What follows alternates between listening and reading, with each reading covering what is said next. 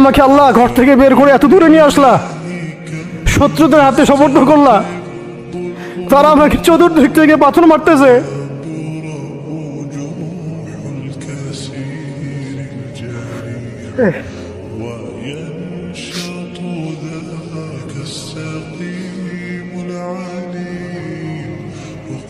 আম্মি লা করিবিন মাল্লাকতাহু আমরি, পরে নবীজি বলছেন আম্মি লা করিব, নাকি আমাকে কাছের মানুষদের হাতে নিয়ে আসছো আল্লাহ?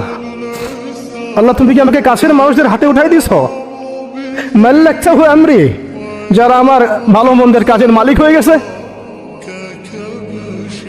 এইভাবে দোয়া করতে লাগলেন নবী সাল্লাল্লাহু আলাইহি ওয়াসাল্লাম। যায়েদ বিন হারিস রাদিয়াল্লাহু আনহু শামিল আছেন এখানে। তারপরে নবীজি বলছেন ইল্লাম তাকুন সাখিতুন আলাই ফালা উবালি, আল্লাহ এত কিছুর পরে যদি তুমি আমার প্রতি অসন্তুষ্ট না হও